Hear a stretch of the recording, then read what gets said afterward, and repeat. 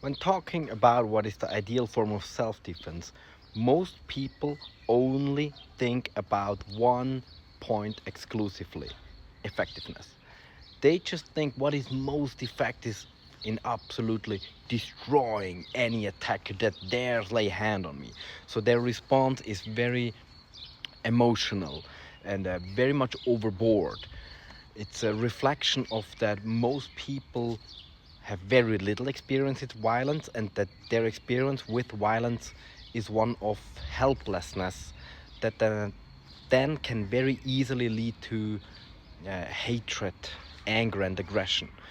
And I understand that a bit, but when teaching self-defense, when considering self-defense, there's several factors to consider.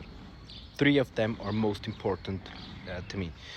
So the first one, of course, is effectiveness. So I need to be able to successfully defend myself. Only when a martial art helps me to successfully defend myself, then it is a good martial art.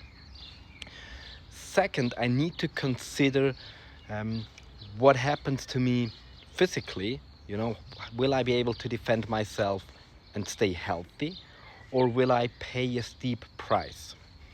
And third, I need to think about the consequences for myself and others. So that's where most martial arts and most self-defense ideas of the people fail, especially when many adults are just like, I'm just gonna pull my gun. And so yeah, you're just gonna shoot the guy, and then you're gonna end up in jail yourself. So that's not a successful self-defense if it means that I'm gonna spend the next 10 years behind bars.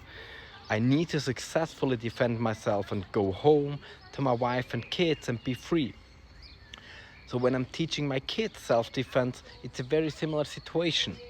No matter what is morally or ethically the right thing in your eyes, if your kid defends themselves and punches the bully in the mouth and they lose teeth or break their nose, the teachers will punish the child that defended themselves.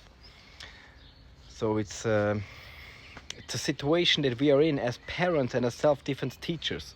So I need to teach my students and my children a way to defend themselves successfully against the most common attacks and save their butt from consequences as well.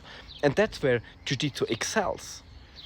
Because Muay Thai, much like a gun, it's very effective. You could just punch the other guy, boom. But the two downsides are that many times the consequences will be that you will be punished for excess self-defense.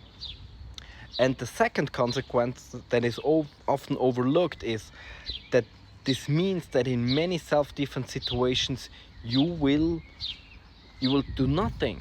You will do nothing. So if your drunk uncle becomes aggressive at the Christmas party, will you just Muay Thai him to the floor? You just clinch and knee him? Will you just punch him? That's excessive. It's not yet a situation to punch. But with Jiu-Jitsu or with Judo, you can just grab him, gently move him to the floor, control him. No harm, no injury, no nothing. Just a complete defuse of the dangerous situation. That's ideal. Even my kids, if they defend themselves on the schoolyard, they can just get the other kid to the floor, control the other kid. Nobody is injured, especially not my own kid, but also not the other kids. They learn the lesson, and nobody goes to prison or to hospital or anything like that. All of us go home healthy again, and hopefully the next day will be better.